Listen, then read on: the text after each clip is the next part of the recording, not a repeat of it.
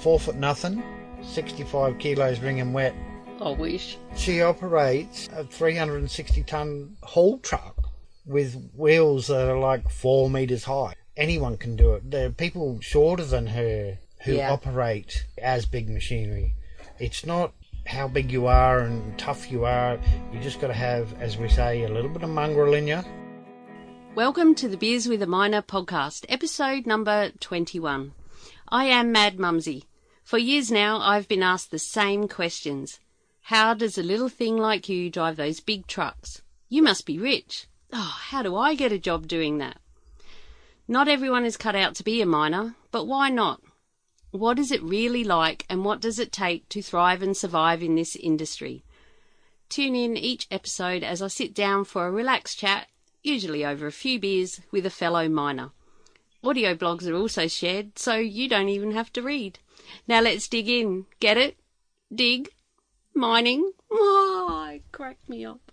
Last week, if you happened to listen, and perhaps the week before, it was a bit heavy and sad, and we were talking about Are You OK Day in episode 19, and episode 20 I shared what was going on when I found out that a fellow miner had been killed in a mine where I know a lot of people who work. So this week, as promised last week, I said we will have something a little brighter and happy, and so I decided to get Mad Bazz on the show. Barry Olsen, Bazz to us and Mad Bazz to some, as I'm sure you'll understand by the end of the episode, is here with me today. And Barry's been in the mining game for a long time in various roles around Australia. I wanted to have him on the podcast because I'm sure he can share many insights for anyone who is looking to get into the industry. And also because he's a fun bloke and I love him to bits. And I know he's hanging out to open his beer. So welcome to the podcast, Bazz. Thank you, Mad Mumzie. I think we might be related because you're Mad Mumzie and I'm Mad Bazz. Oh, true, yes. So here we go. There's my beer being opened. Merry Christmas. Cheers. Bazz is married to my mum, Lynn, who you met in episode 18. Mum shared the story of how they met in a mining camp and have been together now for 28 years, apparently. 26 wedding anniversary. That's right, yeah. But together for 28. That's correct, yes.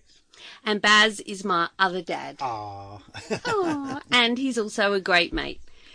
And relating it back to the mining industry and the Beers with a Miner podcast, he also taught me everything I know about driving a dump truck. So that's why I really wanted to get him on the show. He's got heaps of golden nuggets to share, and they're not all just in his beer can. Speaking of which, Bazz, as this podcast is called the Beers with a Miner podcast, I like to start these happy hour episodes with my guests sharing their favourite beverage and also their favourite time to enjoy it. It could be a beer, a wine, spirit, or perhaps even a cup of tea. What is yours? Well, I always live by the rule that when in Rome, do as the Romans do. So if you're in Rome, you drink wine. If you're in France, you drink champagne. When you're in Queensland, what else do you drink? 4X Gold. 4X Gold. 4X Gold. Occasionally bourbon, but 4X Gold. And a stubby or a can? Oh, always a can. Stubbies tend to chip my teeth a little bit, I think. But oh, right. Yeah. So Mad Mumzie listeners know that is also my favourite beverage. Oh. So it's always handy if I run out. Can I have a beer, Bazz? Yes. Yeah, sure. And then, Always. Yeah, so cheers, Bazz. Cheers. Merry Christmas and happy mining. Happy mining. Merry Christmas, he says. What is it? Don't even talk about Christmas. September. Not far away now. Oh, right. Okay, so let's dig into your mining story. And okay. I don't think I know the answer to a lot of these questions. I know from pretty much when you met Mum. But how did you get your first job in the mining industry, and what was it? And how many decades ago was it? Yeah, okay. Yeah, here we go. Bring it on. It was quite by accident, actually. A friend of a friend came back on break back in 1988. And the roster was 6 weeks on, 1 week off. And she told my then sister-in-law that they were looking for people up in the mine site, and would I be interested in going up and working on that roster. So I thought, yeah, well, I'm not doing too much, getting paid $8 an hour at the moment, so let's give it a bit of a go. What were you doing then? Builder's labourer. Builder? Yeah. Been in the build industry for a long time. My dad and two brothers were both builders. Yeah. And my other brother was a painter, so, yeah, been involved in building since I was 15. That was last century. And very good skills, I might add, because you've certainly helped me out over the years. Yeah, just whip a cupboard up and stuff. I like doing tinkering little jobs with wood, and someone needs something made, I'll nut it out and try and have a go at building. Yeah, definitely. Like next break, what are we doing? Moving my fish tank. Fish tank, yeah. Make a cupboard, make a linen press. Paint it, do all that sort of stuff. Level the floor. Let's not even talk about floors. Yeah. Yeah, so I applied for the job, did the interview, and they asked me when I could start. And my first introduction to mining was a 14-hour bus trip from Perth up into the goldfields with no sleep, and picked up off the bus and told I was going straight to work.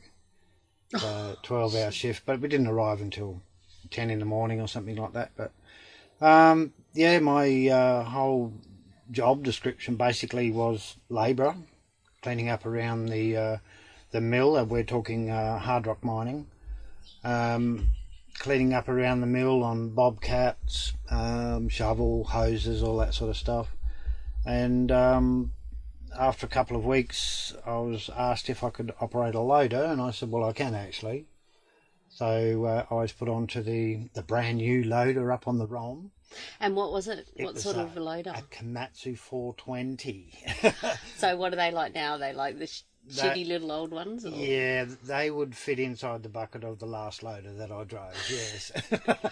Times change, don't they? Oh, absolutely, yeah. Bigger machines, bigger dirt, more dirt, yeah. Bigger dirt. Bigger dirt, yeah. Well, you can. You get some of the rocks that go in the back of your truck these days. Yeah. Can you just explain for people who may not know what hard rock mining is? Yes, for sure, yeah. And what is opposed to what? Yeah, opposed to coal mining, yes.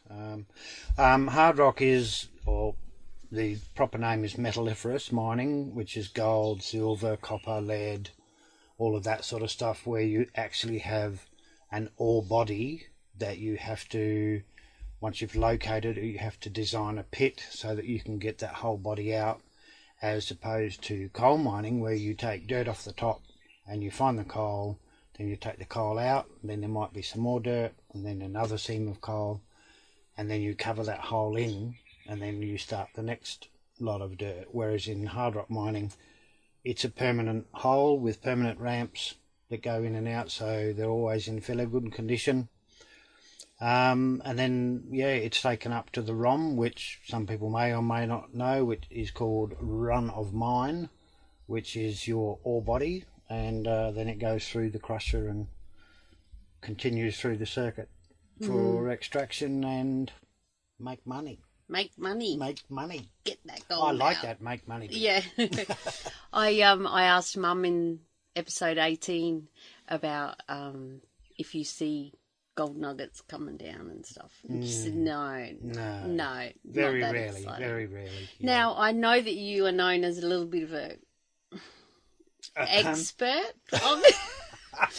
No, I was going to say know-it-all. I'm definitely not an expert. No, but can you explain the difference between why sometimes you'd see a gold nugget and sometimes it has to go through a whole laboratory not service, what would it be? Assay, yeah. Cycle, yeah. Yes. Yeah.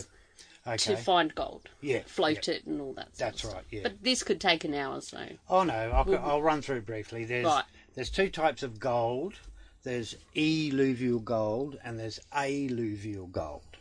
We'll start with alluvial gold, which is gold nuggets. Which is the one I would think. Which is the one that we like to find. Yes. Yeah. They usually wash down through rivers and creeks and stuff like that. And alluvial means aqua, water. And that's where you find them in creeks and riverbeds and stuff like that. Eluvial gold, E meaning earth, where you have little tiny specks of gold which are impregnated into the rock, and you have to then go through the process of crushing the rock, milling the rock down to like cement dust. Then it goes through an extraction process used with cyanide and stuff to extract the gold from the dirt particles. Then it goes through into an elution column, all technical terms, but anyway, it goes through and gets washed out, and they pick it up, and then it is smelted into gold bars, for example.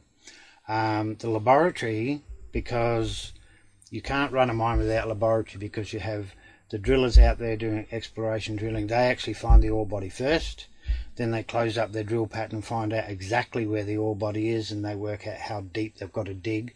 So all these samples come into the lab, and if that is not done properly, you could dig in the wrong place. Which is what Mum, Lynn, yes, went into in her episode. That's correct. When she talked about in the lab and why it is important to get it right, because the whole mine depended on those results, being right. Yeah. Because you can't see, like coal, you can see it. Yeah. Well, to a certain extent. Yeah. Well, our mine there was running on 3 grams of 3 grams of gold per tonne of dirt. To give you an idea what that looks like, if you've got a big tarpaulin, put a tonne of dirt on there, crushed it all up, took the dirt away, your 3 grams of gold would be 3 little pinpricks. Wow. That's it. And we were making money out of that. So what's a tonne in... I'm trying to think, because, trucks I drive would take 300 tonne on our back. Yeah. I know it's a lot, but it's a big truck. But if you were to imagine a tonne of dirt on a tarpaulin, like when you go down to the nursery and you get one bucket in your or like a trailer, say a standard trailer, would that be... That wouldn't be a tonne, would it? Depends on what you get. If you're getting rock, like in a mine, it could quite easily be a tonne. Yeah. Oh, because...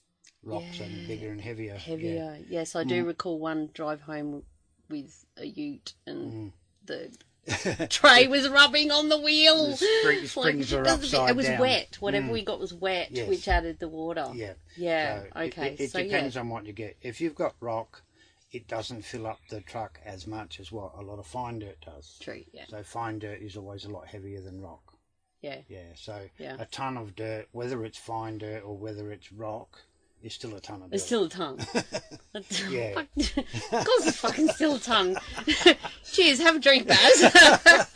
Yeah. Oh, that's just my brain trying to process. So either way you look at it, it's still a shitload of waste rock to get a tiny bit of gold. Yes. Which is what you were saying. That's correct, yeah. But like some mines, another mine I worked in where the high-grade gold was 18 grams per tonne.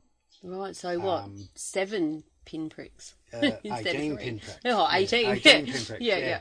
But when you look at, as you say, you've got 300 tonne of dirt on the back of your truck, and each one of them's got 18 grams of gold in it. That's 5,400 grams, which is a lot. That's where and you will have a truckload of dirt going up to the crusher on the ROM.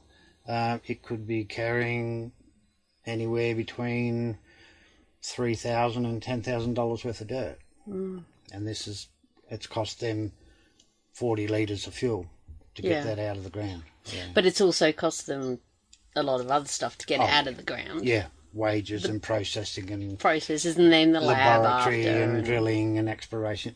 Absolutely, fuel, all that sort of stuff. Yeah. So that's why they used to send us a notification, how's your day going? Yes. If you got that on the little computer in your truck, it meant, and you'd have a look, it meant, fuck, I've gone the wrong way. You've for gone sure. The wrong way. You're taking a truckload of gold to the dump, or the other way around. Or the other way around. You're taking the shit to the crusher. Crusher? Sometimes, in gold, yeah. isn't it? Crusher. Yeah. Sometimes that's not so bad, especially if you've got a high grade, because it helps to water it down a little bit so that the recovery plant can process that amount of gold. Yeah. So you did the... Sorry, back to the story. This is how we roll. We kind of digress, and God knows what'll come out, Baz. Oh, no. Oh, who knows? Might have to stop for a minute. I need another drink. How's yours going? Good. I'm going to go get one. I'll keep it running because I find if I pause it, I might fuck it up. Yeah. And that's just a battery saving thing, so that's all good. Do you want another one while I'm up? Yeah, please. Don't And you won't know what I'm saying while you're gone anyway. I will, because my editor will tell me. Oh my God, I'm leaving it on. Oh, no. Oh, quick, I'm going to run as well. You're not. No, I'm scared now. So this Mad Mumzie, she's a cracker, hey. She's really good at her job, and she's a really good miner. And I'm not just bragging because I taught her how to drive a truck. But when she came down to where I was working, she was a bit broken in her life, had taken a left-hand turn at a right-hand corner. And I suggested she come out and get a job in the mine. And she said, yeah, but only if you train me. So I've tried. She's almost outdone me. She's driving machinery that I don't drive. She's driving graders and stuff like that. And I'm thinking, yeah, no, I don't want to get run over by a mad truckie. But anyway, she does a good job. And this podcasting, marvellous. Oh, she's coming back. Righto, I'm coming back. Oh my God. I can only imagine. Thank you. Mum just asked how it's going. I said, oh, she goes, you finished already? I said, no, we need another beer. And I told her, I said, oh, he's going to talk, but my editor will sort that out. Oh, that's hilarious. So, back to your story. Are you comfy? Yeah, Do you want good. pillows or something? Yeah, Because you want to hurt Can your I back. put my head on your lap? You can if you want, but we might not pick up the microphone. That's a better angle for your back. That's yeah, because we're going to be here for a while, Baz. I'd Settle say in. so. Yeah, we've only just got third beer out of a carton, so we'll be right. God, I haven't even heard a joke yet. Oh, just whenever you feel I know. You just do in the general conversation. That's right, yeah. So we were in your story, and I'm not quite sure how far in we were. Your first job? Yes. Labouring, cleaning up around the place. That's correct, yeah. And then we were in the same mine. That's where I met your mum. And because she was the lab supervisor, and I went over one day to the laboratory and asked if anybody would like to learn how to operate a D1. And is there such a thing, a D1? There is, a digging one, yes. And everyone thought it was like a dozer or something like that. Oh, that's what I thought. Yeah, I know we have D11s. Yeah, D11s. I believe there's a D13 available now. But fun. Yeah, so... and your mum was like, oh, yeah, I'll do that. So I took her over to the crusher and gave her a shovel. And she said, what's this? I said, it's a D1. A digging one. So, oh, my God. Yeah, Baz. so... Anyway. And you haven't stopped giving us shit ever since. No, I keep on reminding her of that. Yeah. But, yeah, so the mine was there, and we actually changed management 3 times, as in owners of the mine. So we left and came back and left and came back. And through the various times that we returned, my second stint was actually in the laboratory. And Lynn trained me up on everything from drying out samples right through the whole process of crushing and wet lab and acids and all that sort of stuff, right through to assay and get results and send them to management, and then they know where to dig. And then the third time we went back, I was... Hang on, I'm sorry, I have to interrupt. For those of you that listen to episode, if you want to hear the interview, listen to Mum's interview first, I reckon. Yeah, that might be good. Yeah, madmumzie.com/beers18 to hear that. And can you tell us in your memory why you left the lab? Hang on, I need to crack a beer for this one. Why I left the lab? Well, actually, we left the lab when the mine got sold to the new management, new company. Yep. And then when we came back, I was going to go back into the lab, and the superintendent says, we need you over on the mill, on the milling circuit. So I said, yep, all right. And that basically covered everything to do with gold processing at that time. So I've been from the crusher to the lab to the mill, and assisting the gold room foreman with pouring of the gold. Stop it. Did you? Yeah, I had an 18-kilo gold bar that I shoved up my jumper. It's all right. I'll edit that bit out. No, you can do that. If you did. I've even got it on video, but I couldn't get out of the gold room because it was locked and I didn't have the key to get out. So you stuffed it up your jumper. Yeah. Right. I thought you were making it funny. No. So, security, was it pretty full on? It would have to be. Yeah. We had, there was double, triple thickness weld mesh all around the gold room, because you can't just lock it all up because it's too hot when you got your furnaces going and stuff like that to melt the gold, which, if anybody didn't know, the melting point of gold is 1322 degrees. And I told you he knows shit. How many? 1322. Or 1332, I think it might be.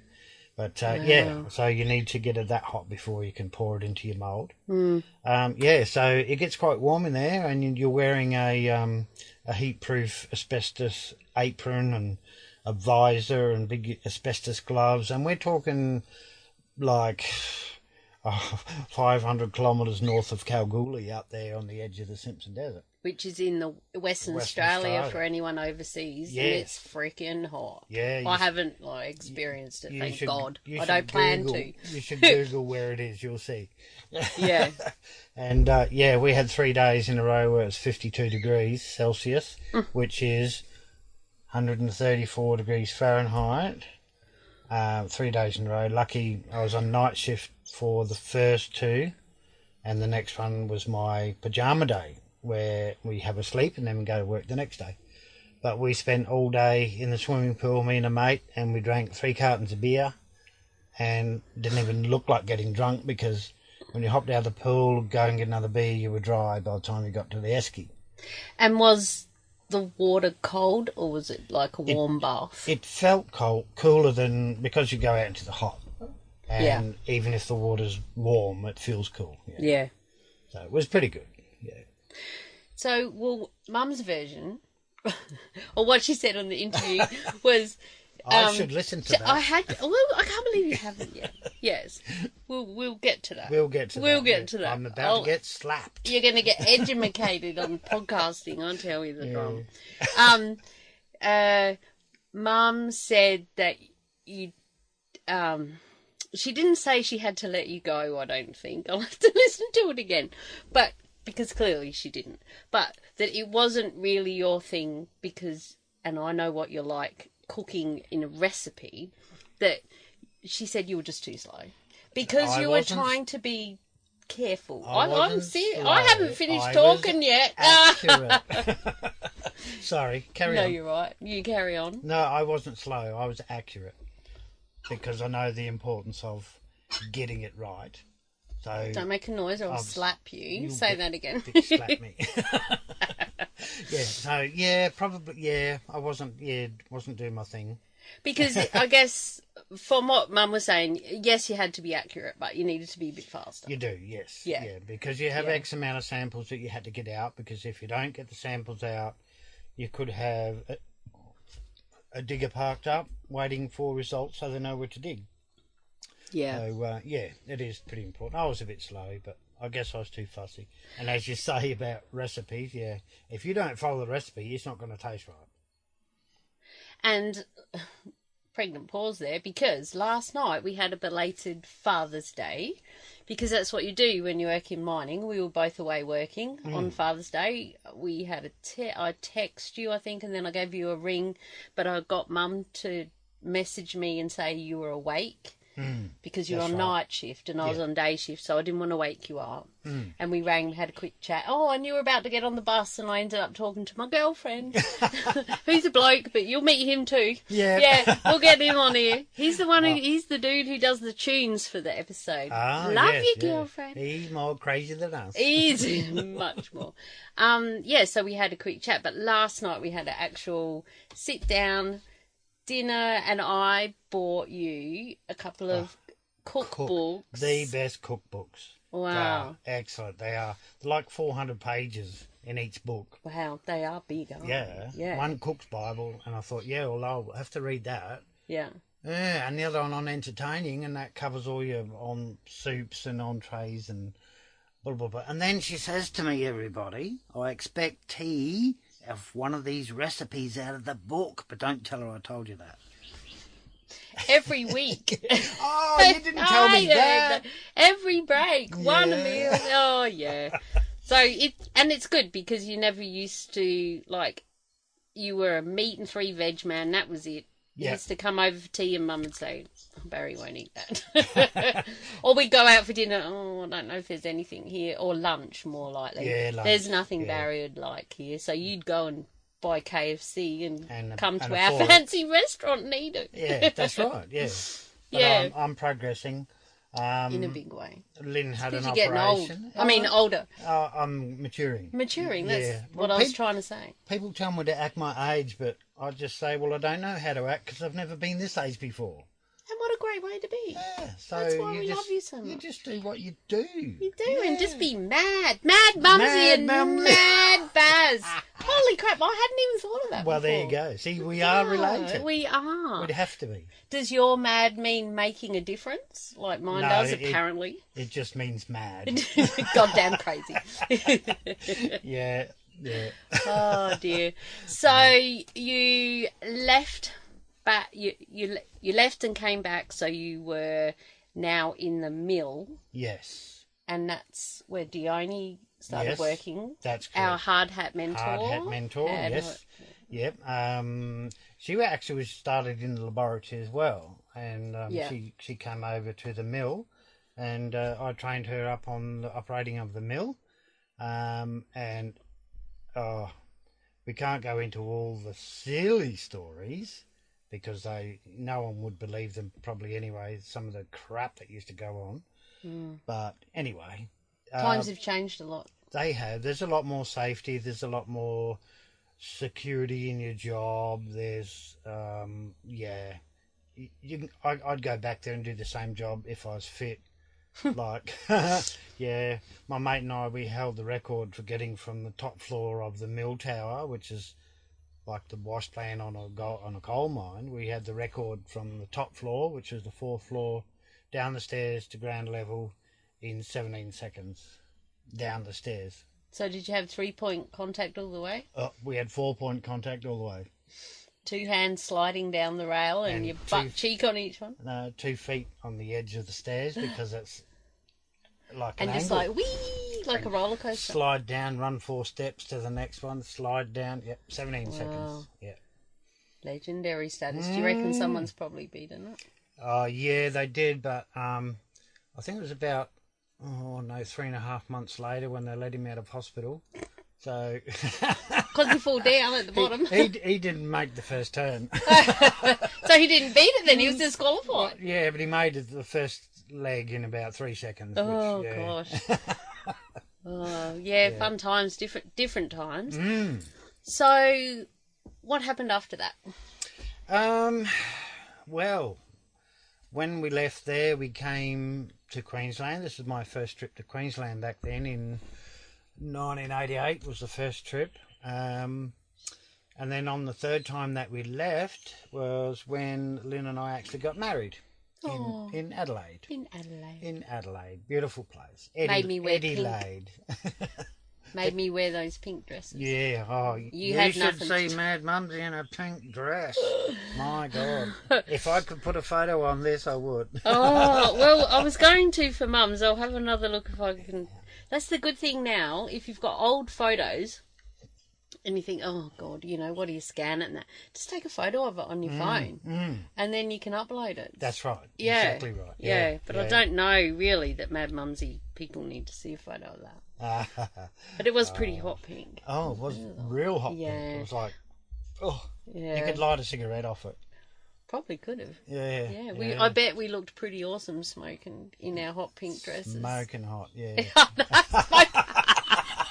Oh, you hadn't thought of that that before. Yeah. Oh, dear. Yeah, so, then we came to Queensland and I got back into building for a little while and had a bit Was that good to get back into that? It was, yeah.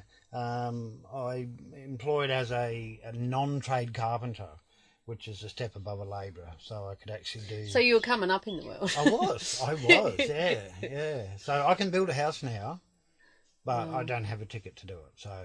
Yeah.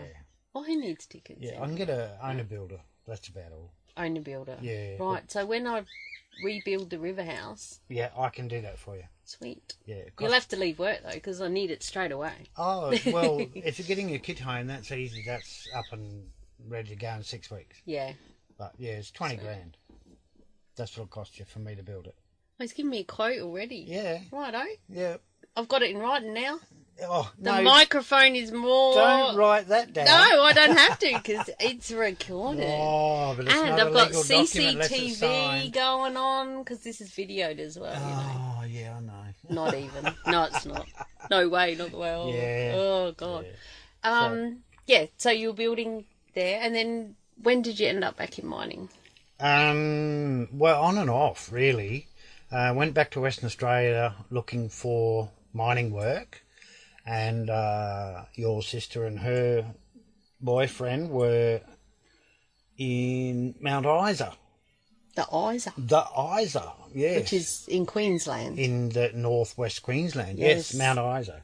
So I went up there for an interview and for a bobcat job, bobcat and truck driving, and they got me to fill up the truck with dirt, and then they got me to tip it out, and then they got me to put the bobcat on the back of the truck and said, well, we're happy with that, so if you want the job, it's yours. And he assumed that I was flying back to Perth to get everything organised, and I said, why would I go back to Perth? I'm here. When do I start? So I started on Monday. That was on the Saturday I had the interview. Started on Monday, and then Lynn came up a couple of weeks later, and the van and the car and everything came up. And you didn't make her drive all the way there? No, she flew. She flew. Oh, this is why we love you, Baz. You're awesome, looking after my mama. Yes, Cheers on that. and the car and the caravan came up on transport. So. Oh, that's right. So you flew as well? I was already there. Yeah. Oh, you didn't? Yeah, right. Yeah, I flew up for the interview, right. and then stayed for the job. And stayed and just said, get your ass Yeah, here. yeah, pretty much. Yeah, make it happen. Yes. I'm working. That's right. So, that was sort of around Mount Isa Mine and a couple of other little jobs around town. But then we moved to Charters Towers, which is where I actually got back into mining, into gold mining. With a lot of people that I worked with in the mine in Western Australia, where I met Lynn, and they came over and we had a big sort of reunion, and everybody got working in there, and I worked at a couple of different mines, and after a couple of years we travelled, as we like to do, and then ended back over in Western Australia. 13 trips across the Nullarbor we've done. Oh, wow. Yeah, driving trips, not flying trips. Yeah, you can't count flying over. No.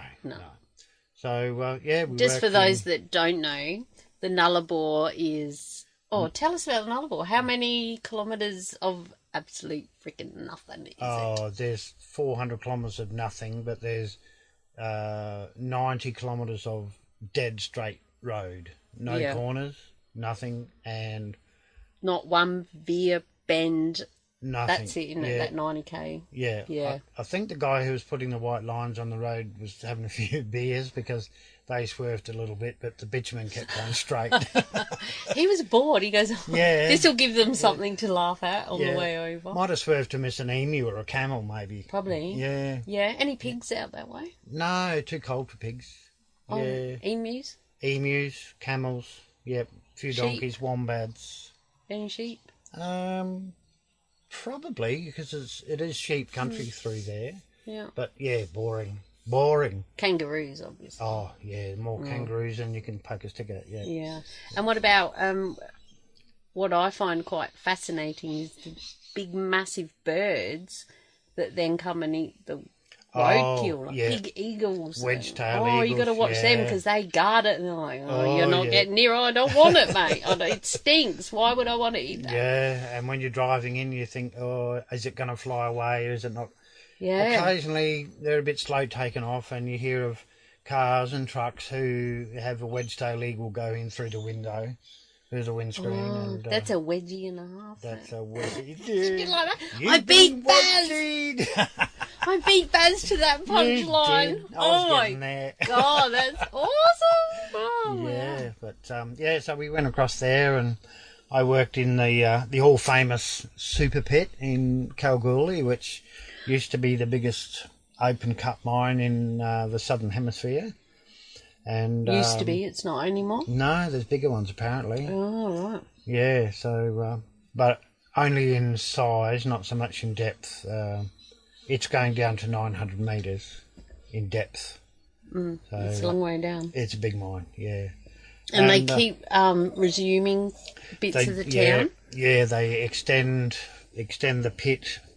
They do a cutback, and they had to buy, I think it was 20-something businesses in one area of town so that they could expand the pit. But they got good money for it. So. Do they relocate them somewhere else, or they just sell out? Like if the council says, or Main Roads might even take my river. Well, they won't take the river house over my dead body. Yeah. No, they won't. But I might be 1 inch away from the new super duper highway, but I'm planning I'll be dead by then. Yeah, that's right. Yeah. No, thanks for that. Yeah, you'll be dead. Mate, I'm just saying it won't happen for a long time. Yeah. No, they can reclaim land, and the government can say you're moving out.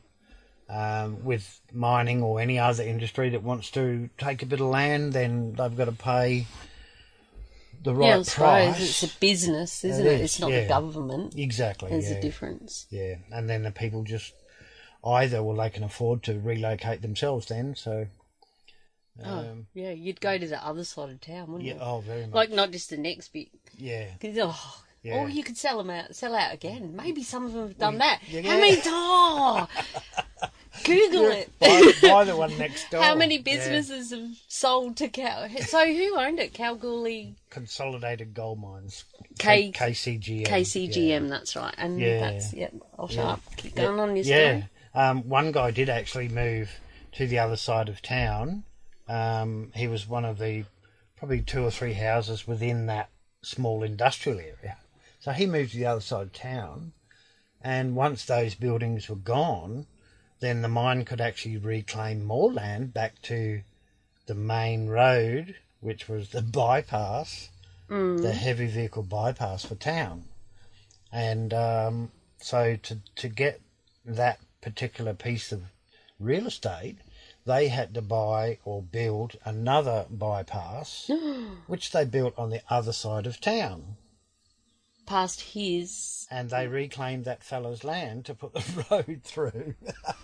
So he did have 2 bites of that cherry. Yeah, but the second one wasn't that good because the government made him move out. And because that was a road thing. A road thing, that's right. Even though the mine was paying for it, the main roads and everything actually did the work. And they said, no, we'll give you what you paid for it and see you later. I believe he's on a yacht somewhere in the Mediterranean or... As you would. Yeah, drinking 4X Gold cans. Drinking 4X Gold. Cheers. Cheers, Baz. So what did you do there? at the Super Pit in Kalgoorlie, Western Australia. Now, there'll be a lot of West Australians listening to this, I'm sure. I know of one, Hard Hat Mentor. Anyway. Oh, is that all? Okay. Anybody? I told you there's thousands. Yes. No, well, there will be one day when they all come back. Well, that's right. Yeah. So, I just started off as what they call a rock sniffer. I was in a loader, and you just run around the pit picking up spillage that the trucks drop, and clearing the ramps and the roads and filling in little potholes and building bunds and all that sort of stuff. So it was a really good job. Just basically looked after myself as far as my crib times and stuff like that. And selfish, that is. It is selfish. Good role, though, to be able have to be told, come in, you're getting hot seated and all that. That's right, yeah. And that I also got to choose who I had crib with, whether it was the first lot or the hot seaters.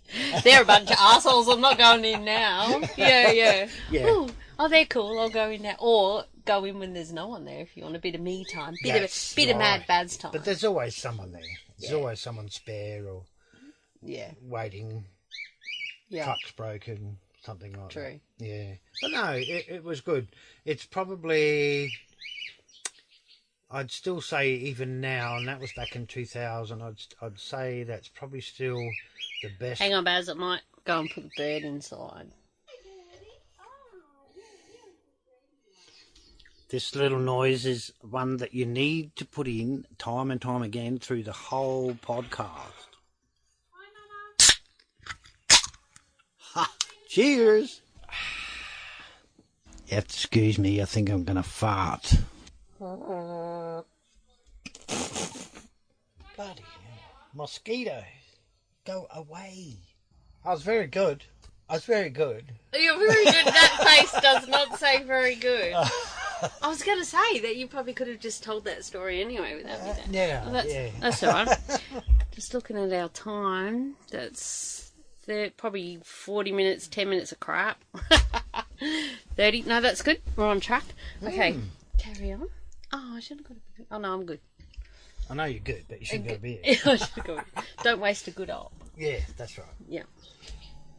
So, where were we? Yes. Rock sniffing. And after what the contract that we got was only for 6 months. And if we did a good enough job, then the contract would be renewed for 3 years.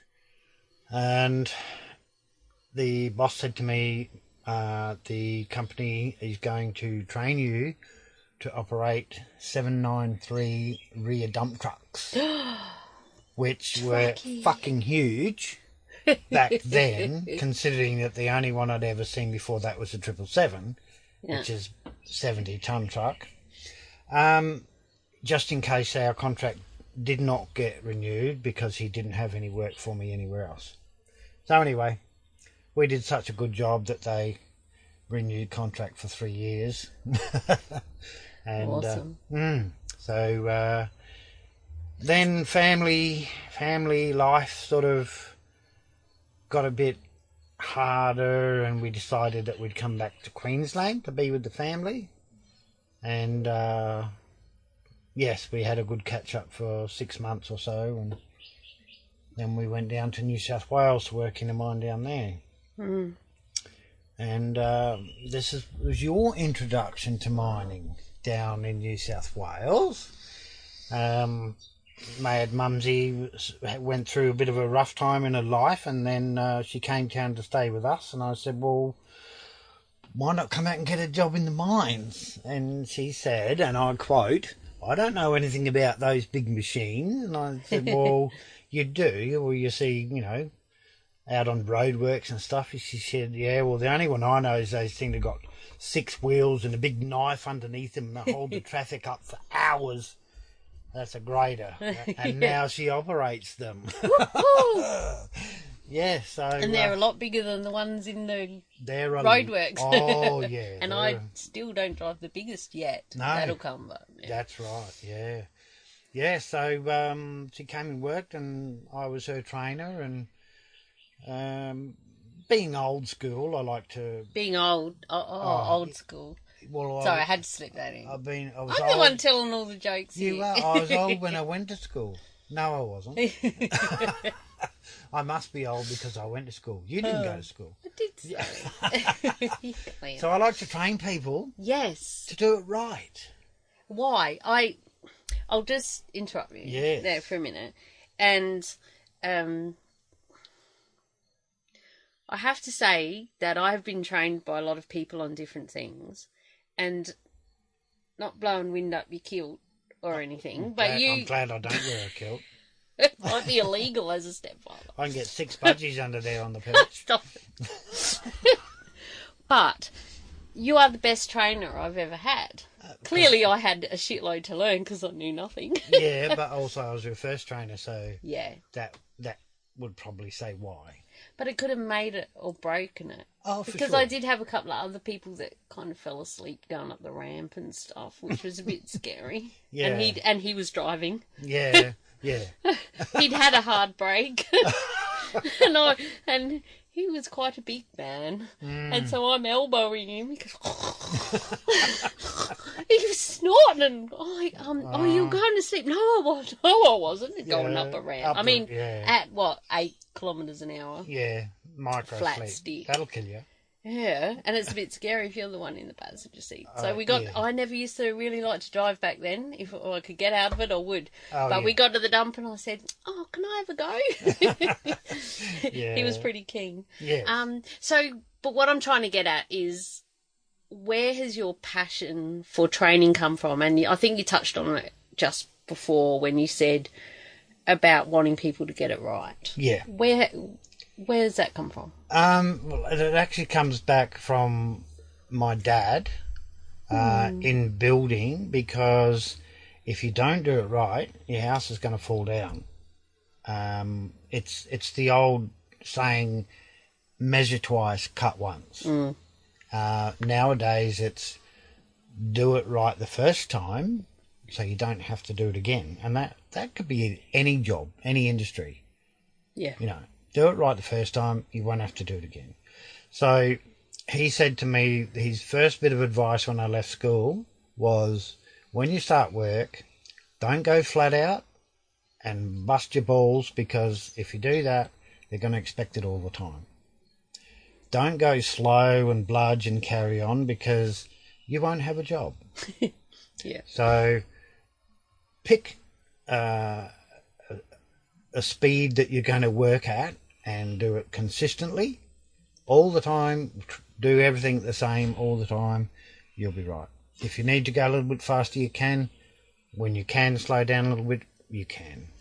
So what I do now is I go to work, I start off slow, and then I just taper off.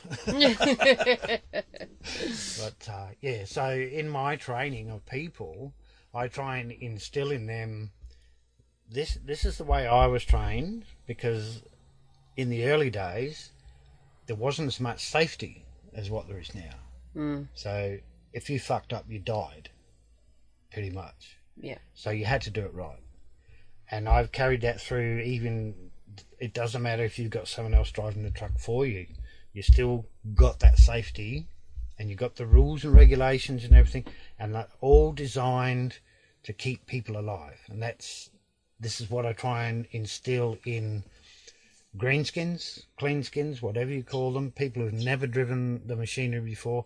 This is how you should do it in my book. This is how you're expected to do it in the management book. Whether you do or you don't is totally up to you. But if you fuck up, you're dead. Yeah. Because it's serious. It's a serious thing, yeah. So I try and get people, this is how you should do it. And I reflect on things, on the machinery, what the machinery is capable of doing. And if you exceed that, you're not doing it right. So, have fun, look around, enjoy what you're doing, but be safe. And being safe is, if you do it right, you're safe. So you really try to get into people the why. A big thing, I like to consider myself a bit of an entrepreneur. You know, I listen to a lot of them. You gotta put your nose up when you say that. God, let's crack the champagne. But a lot of them, across everything that they're promoting to us is always, and this is about starting a business or whatever you're doing, start with why. It's always start with why. And I'd never really thought about that until you were saying that. When it comes to training, start with why we do it this way.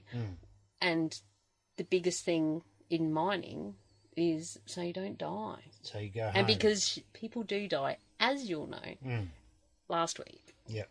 Well, I'm not even going there this week because we're having fun, aren't we? We are having fun. Bazz? That's right. The answer to why is simply so you and your workmates, you all get to go home and see your loved ones. That's why we go to work. I don't go to work because I want to go to work. I go to work so that I can come home to my family. Yeah. And you don't go to work to stay alive. No. It's deeper than that. That's right. It's what is your why? Is it so you can go home and ride your Harley or go fishing or go to the footy or cook that awesome recipe or be with your loved ones or, find out. People really need to think why they're there, why we do what we do, other than just money. Obviously, money is a big thing, especially when people come into that. What are your comments on the money side of things? Yeah, you do get, well, maybe not so much now because the mining... Shit's gone to shit. Although it's trying to pick up. It's shit on shit, yeah.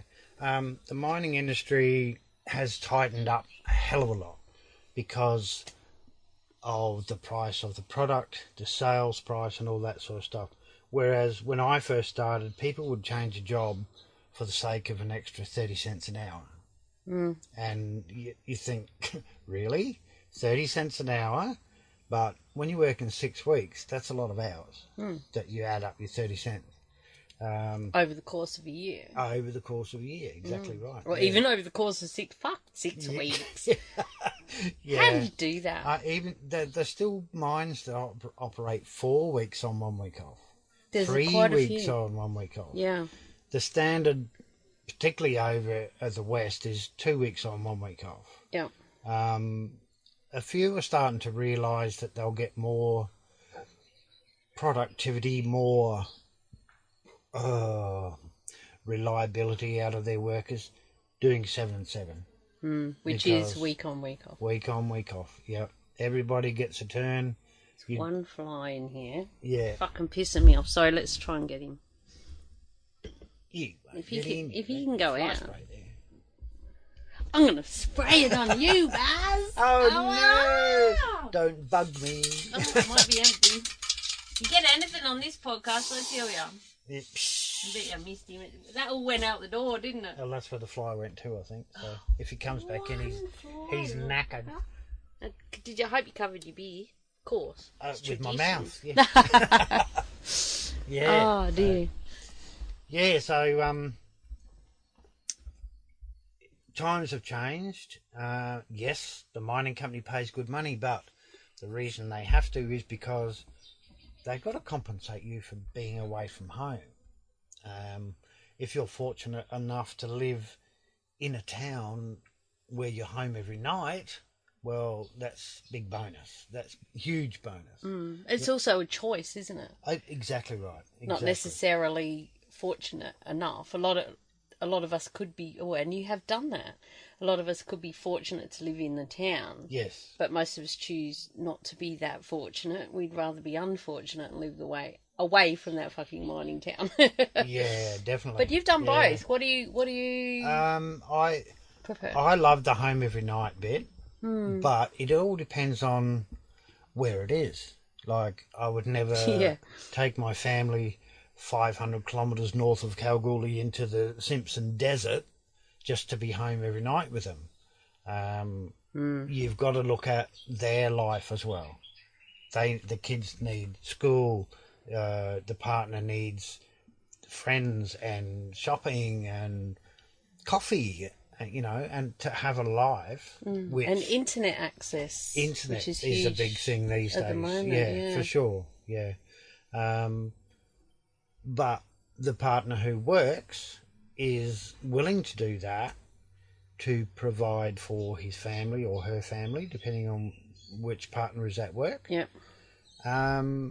So that when the time comes when you've had enough, you've got pretty much everything you need. You've got your nice house and your nice car, and your partner's still got their life. The kids have got their life. And 7 days, people say, oh, but you're away for 7 days.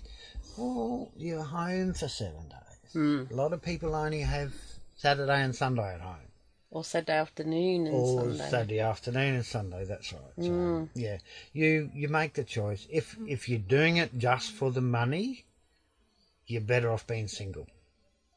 Because a lot of times there's overtime available, etc., and if you have no commitments, it's simpler if you're just doing it for the money. If you're doing it for the money for your family, yes, no problem at all. But in one mine I worked, a lot of people were coming just for 3 months to make some quick cash and then bugger off back to town. And a lot of them couldn't handle it. A lot of them were spending more time looking in the mirror at themselves than what was behind them on the road. Not just females.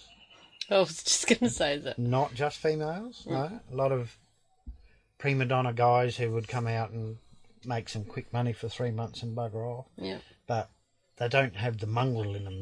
They can't survive. They would never survive in for mining. 20 years or something. No. You've got to have a bit of mongrel in you to be able to do that. So one of the questions I try to touch on with each podcast guest is your thoughts on women working in a male-dominated industry. And, okay, our industry is the mining industry, but I'm kind of assuming that it would be similar. I know women that work in the cane industry. They drive trains and tractors and stuff. So there's plenty of other male-dominated industries out there that women are slipping into. Not slipping into. We're taking over. No, but, you know, I mean, we're just...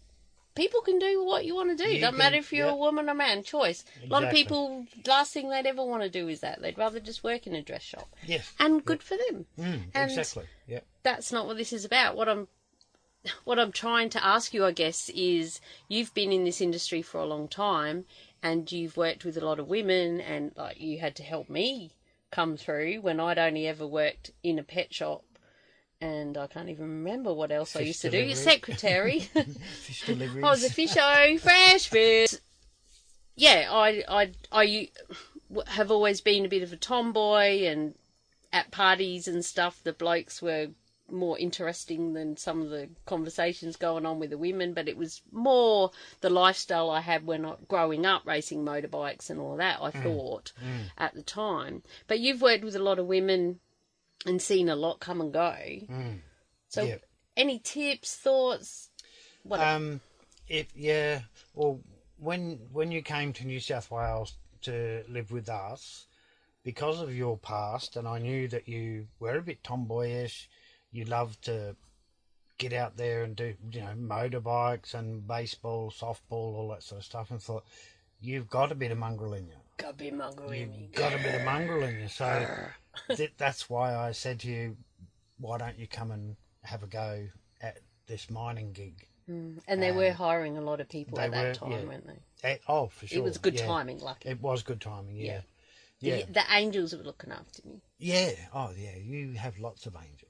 I sure do. Yeah. We all do, yeah. I believe so. Yes, I've worked...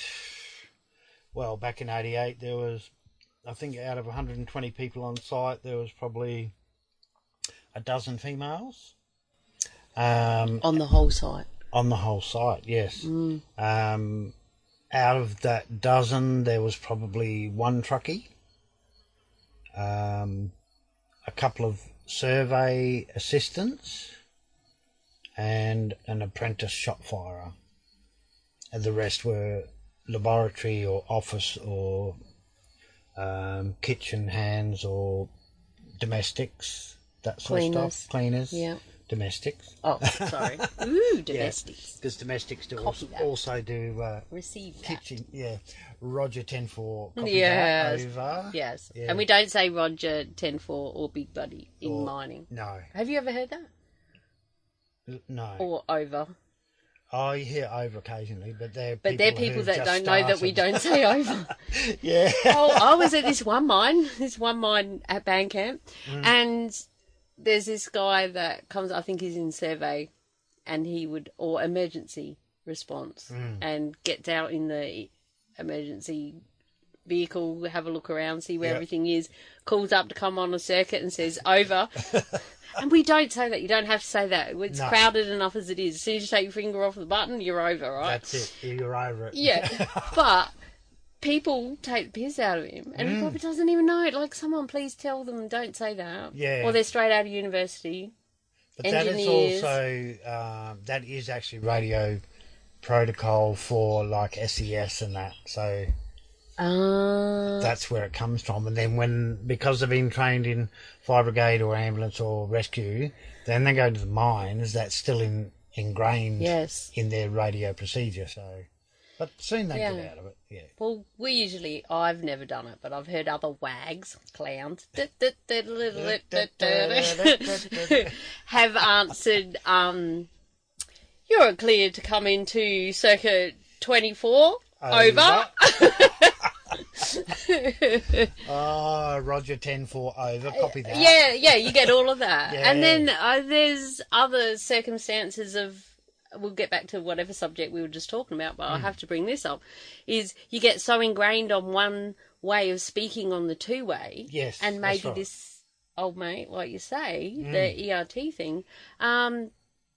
Recently I heard one mine don't allow you to say copy. That's right, yeah. And how I say that all the time. Copy that, copy truck, this, that, you know. Copy that, yeah. And it's a carton if you say copy. Yeah. So you'd soon learn not to say copy. It becomes part of everyday life, speaking like swear words now.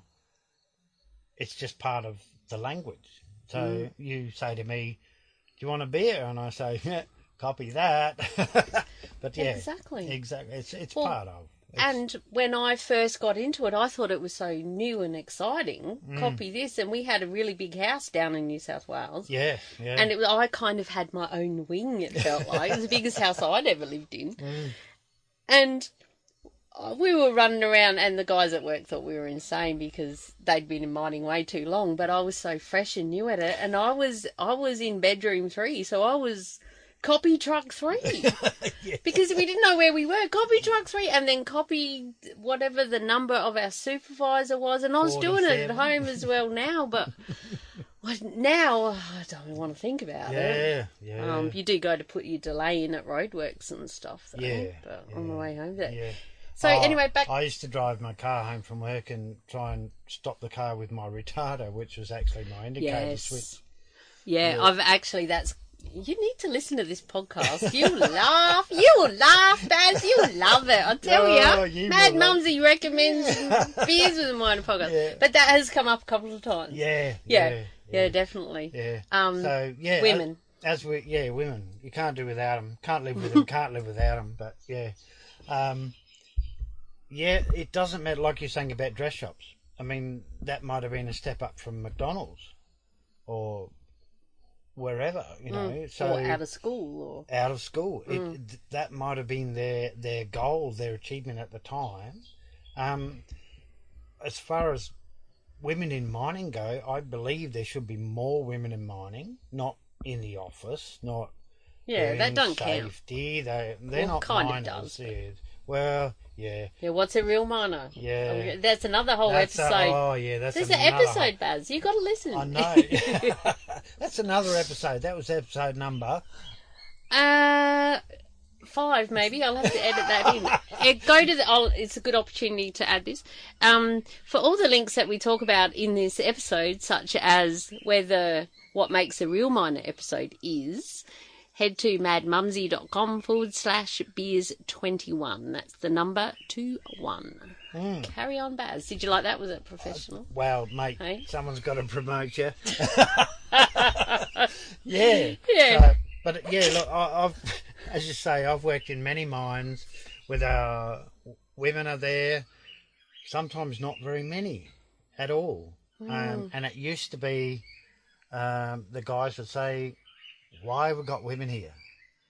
And, well, we can't go into some of the jokes that used to come out of it. But it is X-rated, but I don't want to hear them. I've heard them, actually, and I can imagine. So, and now it gets more to, when are we getting more females on the crew? Because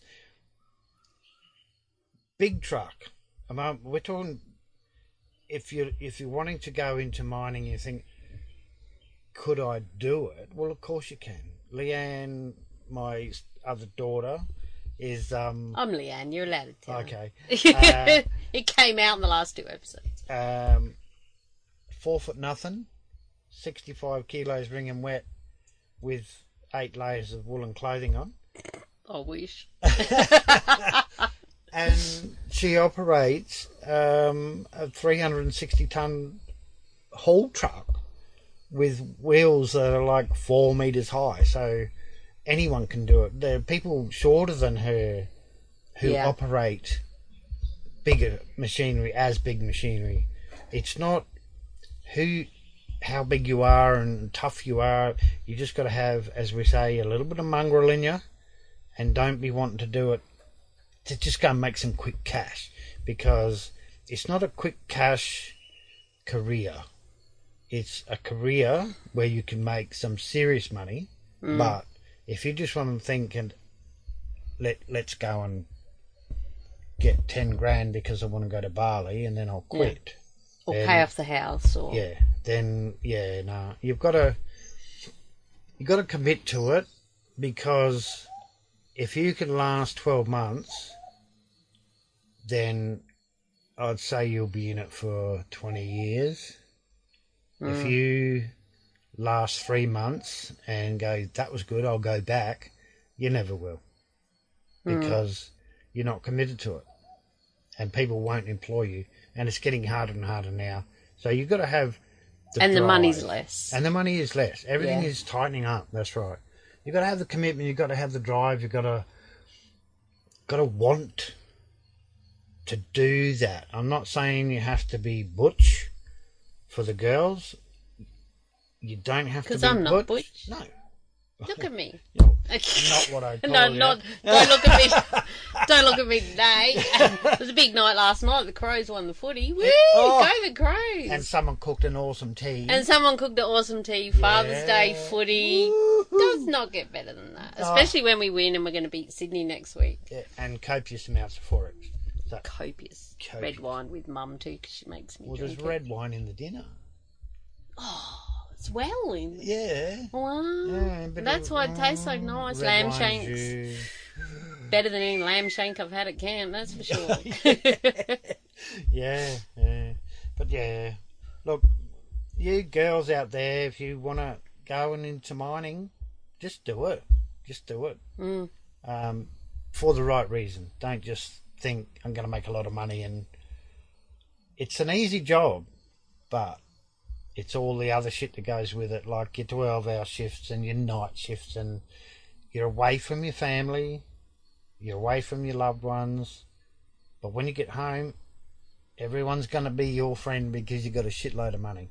So, and that's another something to be careful of. Yes, exactly. Don't be the rich miner, because you do end up paying for everything, and then everyone. You won't get anywhere if you're always shouting at everyone else and partying hard because I earned this, I'm going to spend it. And you do, you'll spend it. And you do, you live up to it. Yeah. You live to your income. Yeah, even if it's a good income. Exactly. Well, especially. Yeah. And then you're trapped. Yeah. And we're going to talk about this when I interview my accountant. you can get trapped, because then you get to a point where you have to stay in mining. Even though you don't like it. Because you get, and this is why I went back. I left a while ago. I think, not sure. Mad Mumzie listeners know.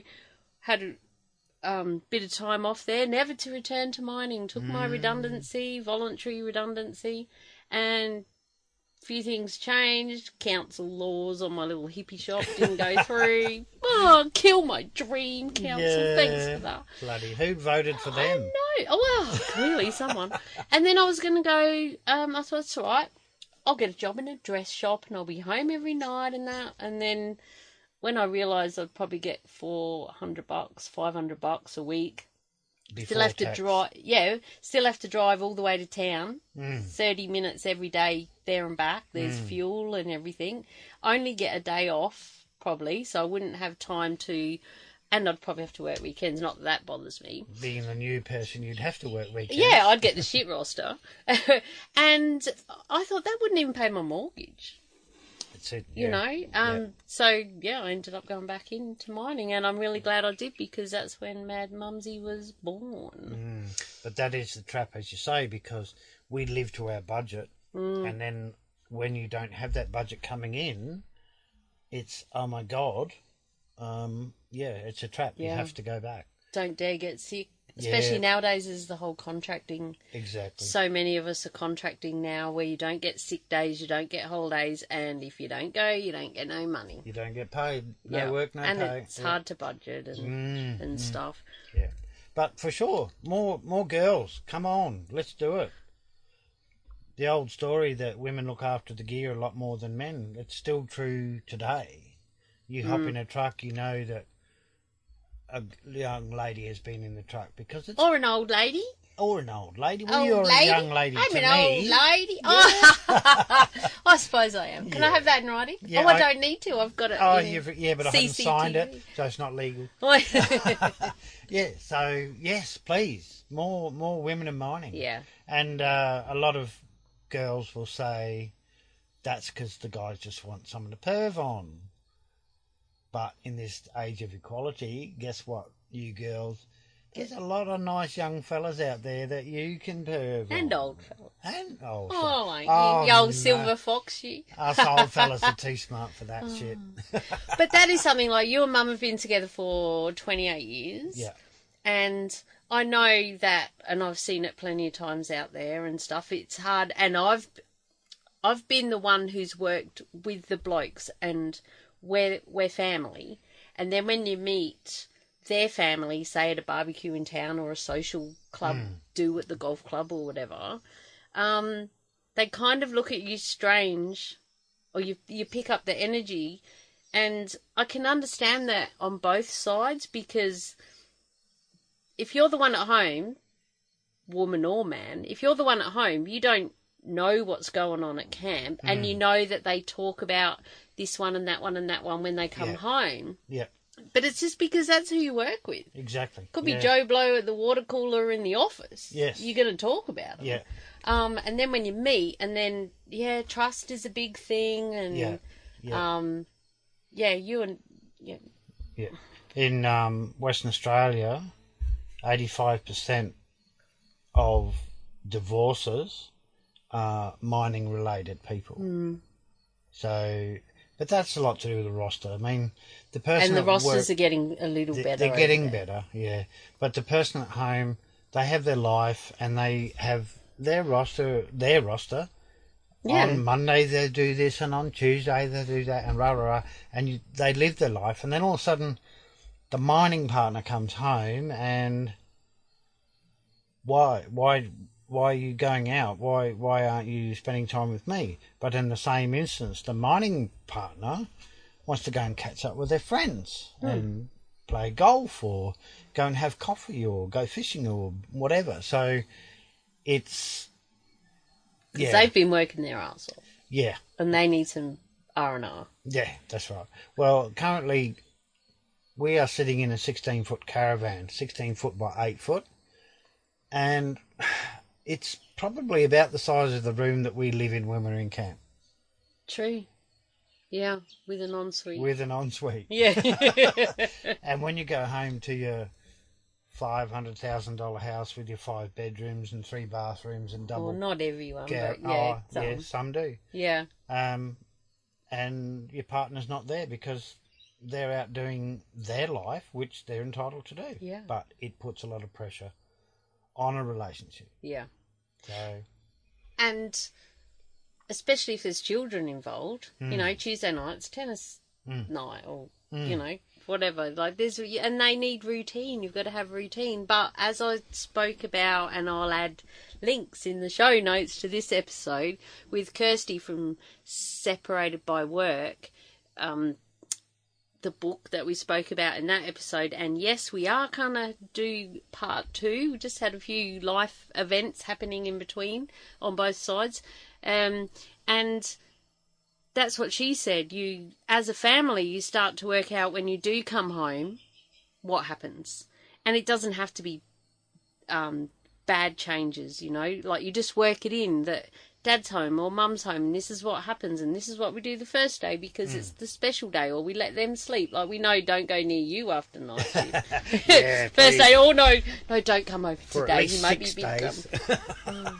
Can we just touch on that? We might have to kind of move on, but I would like to touch on rosters and any tips you have for sleeping, especially for night shift. What's your preferred roster and why?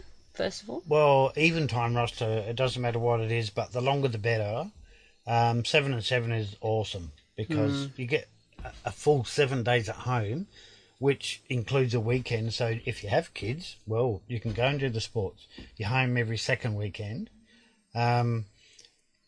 It's by the third day, you're into it. And next minute it's hump day. Next minute. It's hump day. And then, there's only 3 to go. Yeah. And then you have a sleep and put a shirt on. You look in your cupboard. There's only 1 shirt left. I'll have to do the washing. No, bring it home. I'll say you wash it home. Yeah, right, yeah. Yeah, so 7 and 7 for me is the ideal roster. Yep. The best thing as far as sleeping, at the moment I'm only doing 10 hours, so it's changed again because I finish at 4 o'clock in the morning. And do I have breakfast and go to bed and wake up at 2 o'clock, or do I stay up until 7 or 8 o'clock and then still wake up at 2 o'clock? So, but on your normal night shift, just treat it exactly the same as a day shift. When you knock off work at 6 o'clock or 7 o'clock, do you go straight to bed? No. No. So why would you do that after night shift?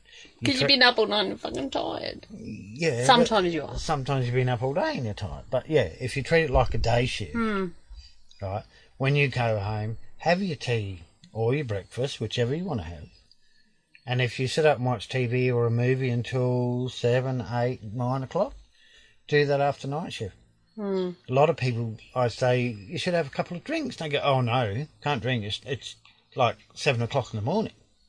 But in your body, it's 7 o'clock at night because you've just been working for 12 or 13 hours. And I suggested to one fella out at my last job, have a couple of drinks, have a couple of bourbons or scotches or whatever. And so he tried that and slept right through till 4:30. So, and it'd be well out of your system by the time you go to work, because you have to be 0, obviously. Oh, for sure, yeah. Yeah, but you are allowed to have a few at the end of shift. You stay up till 9 o'clock on day shift, stay up till 9 o'clock on night shift, you'll guarantee. And do what you do, have a couple of beers, have a feed, have a whatever you do. Yeah, yeah. Just treat and it you all find the same. that helps. Yeah. Yeah. Yeah. And because you're also probably going to get woken up.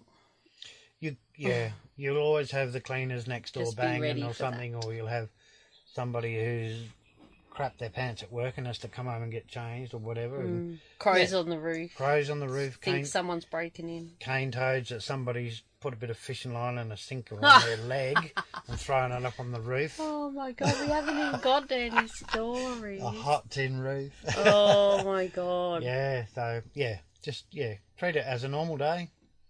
And, you're right. You get through it. Yeah.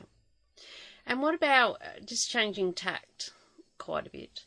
I ask all my guests, when life goes to shit, we all need to have something in us that helps us to believe that we can get through it. Because sadly, a lot of people don't believe that, and they end up taking their life. And it's a big issue in our industry. It's a big issue in just life at the moment. But what sort of things do you do, like your happy place, and things that help you know that no matter what happens, you can get through, and you take the time to do them when you get the opportunities, and that just helps Mad Bazz not go actually mad. Pretty mad. Madder, I was going to say. Oh, is that even a word? No. Yeah. Oh, dear. If you're picking up what I'm putting down. Yes, yeah. Do you mean at work, getting through work, or getting through life?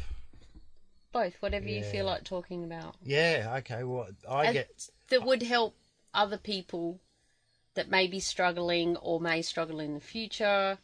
But also, it's a good way, just as I ask every different person, people have different things. Oh, for sure. Yes, yeah. So, firstly, I'll ask you, are you okay? I'm okay right now. Actually, I need another beer. So do I.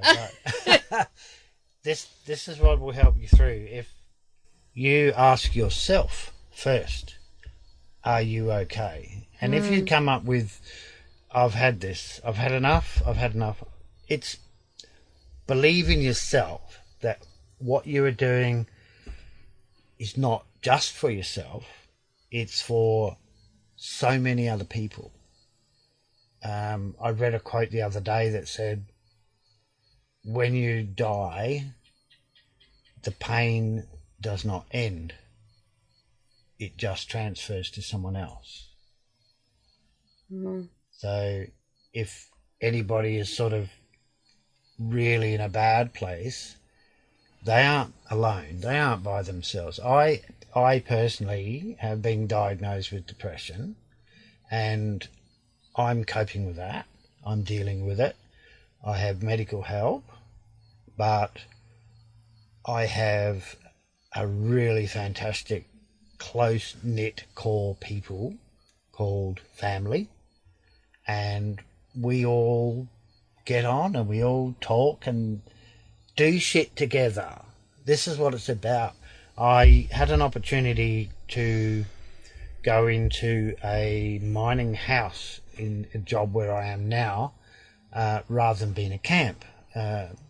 Instead of being in a 16-foot by 8-foot room, a whole 3-bedroom house. And wow. Excellent. Happy days. Yeah.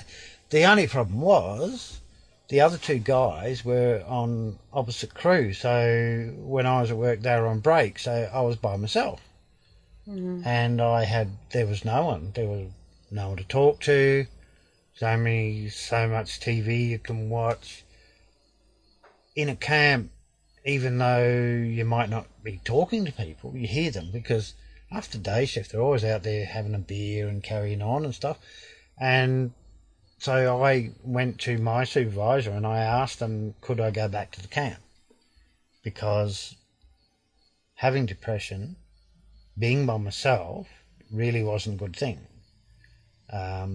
Too much time to think. A lot of people say that about truck drivers. They're by themselves in a truck for 12 hours, but at least you hear people.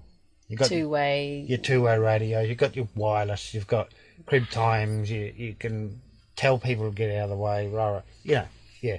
So it's belief, I think, in yourself. Obviously something's triggered you to be in that bad situation where you are, but it's you believe in yourself that you can get through that, and the way to get through that is don't bottle it up. Don't talk to someone. The first person you need to talk to, believe it or not, is your partner, and they need to know what you're going through, and then between the two of you, then you can go and get some professional advice and then they'll take it from there. And then the support people around that is awesome, and you just get through. I'm not right through it, but hey, we're working on it. We're working on it. Oh, we need a hug now. Wow. I love you. I love you too. Oh. And are you okay now? I am okay. I'm not really okay, but I'm okay. I'm getting there. Yeah, a couple of my friends have the same problem, and I need to talk to them more because I need to know where they are, and maybe I can help them. Maybe they can help me. Yeah, that's right. And that's exactly what we spoke about with the CEO of Are You OK? In episode 19, madmumzie.com/beers19. So that was awesome. Thank you for sharing that. That's okay. I wasn't expecting that. But when I come home with my family, then we do shit together. We do shit together. Yeah. And, I occasionally, I'm not a big fisherman. Everyone thinks you live in Queensland, you buy a boat, you go fishing, catch barramundi on a Great Barrier Reef. But that doesn't happen. I go fishing maybe 2-3 times a year. I always have to call into the fish and chip shop on the way home because I never catch anything. But now you got a new cookbook, you can buy fresh fish and cook it for us. Yes, yeah. Because, see, I always believed that something my father told me as well was it's not about catching fish, it's about going fishing. It's about just being there, relaxing, even if you don't even bait your hook, whatever. It's about going and doing something that you want to do. So. And it's an opportunity where you sit down and shoot the breeze and you just might have a chat with someone. Yeah. It's the ideal time because there's no distractions. And, yeah, me and my dad, we used to have a lot of talks. Yeah. I used to go fishing with him. But he always used to say to me, 2 things you'd never, ever take fishing, kids and dogs. Because you never know where they are and they always want to go home. Oh, yeah. Oh, dear. So, what else do you do? So you don't really go fishing as your escape? No. And I know you haven't got a bike, a Harley. No, you used to have little bikes. I never had a Harley. I would never buy a Harley. They're overpriced, overrated, I think. But... each to their own. Each to their own, exactly. That's right. And so what is your own? What is your thing that you do like? I still love to make things out of timber, whether it's furniture or shelves or something or other like that. But when I go out, wherever I go, I have always got my camera with me. Because... Lynn being an artist, always looking for subject matter, and that could be a palm tree, a leaf, a flower, a bee, a rock, a wave, a yacht, a cloud, whatever, anything. And I find that the more photos I take and the more that I look at them, I'm by no means a professional, but I am not fanatical, but I don't do Photoshop or any of that. I believe in myself. I've done a couple of weddings in the early days. Digital was awesome. Imagine doing a wedding with film. And then you don't know whether you got the right photo. Oh, do you want to get married again? Yeah. Well, I've done one wedding and absolutely shit myself. And I don't mind saying I did the whole lot on auto. Yeah. I mean, I still got some great photos. Yeah, for sure. And they knew I wasn't a professional. But I know that you're anti-auto, and I also photoshopped out the corrugated iron under the trees and all of that. And you're Photoshop, so old school, proper freaking photographer. Yeah, not like me. Like, I'm a photographer. Don't put it up on my website. Photo, take 2, because if the first one didn't work, the second one probably will. Yeah. I did one wedding in Perth back in 1969, and they wanted the whole wedding shot in black and white. Wow. Except for the guests, which had to be full colour. And I shot, I think it was 9 36 exposure film, and gave them to the bride before I left, and they got them developed, brought them round to me and said, there's no photos of the guests. Yeah, I'd taken 40-odd shots without putting the film in the camera. Oh, no, I was waiting for a joke or something. Well, that's not really a joke. No, that was, So, no photos of the guests at all. So. That's a hashtag fail. That's a hashtag fail. So you did another, was that the first one or the second one? That was the first one, yeah. And you did another one? I did another one, Is that why did you choose to do a second? To get it right. Yeah, I knew you were going to say that. Yeah. To get it right. God, that would have fucked killed you me. over big time. Yeah. And I only did it for a favour because I was actually a taxi driver in Perth at the time. I supplied the taxi for the wedding and didn't charge them or anything like that. I got a free feed and a few drinks and took some photos. Yeah. So they could. It's not like you charged $5,000 and did they have a professional photographer as well? Absolutely. Right. Yeah. So you're like a secondary. I got all the candid shots. Yeah. Which to me that's the real wedding. Yeah, that's what I was looking for. Yeah. People, the photographer will say, right, are we ready, everybody? Over there. And everybody looks at the camera and they're all stiff and starch and they've got that fake smile and then as soon as they go, they all relax and go, oh yeah, that's when I take my photo. Yeah. Because that's the true feeling. That's what it's all about. Yeah. But I have some of my photos on a website in America. It was Fine Art America, but it's if anyone wants to have a look at a bit of my photos, there's everything on there. There's a bit of mining, there's boating, there's flowers, there's fish, there's animals. Old cars, black and white. Those photos. Yeah.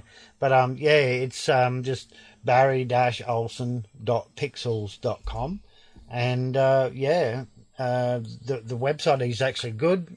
I don't know if Lynn mentioned hers or not, but she didn't because we've got our own rockin' now. Yeah.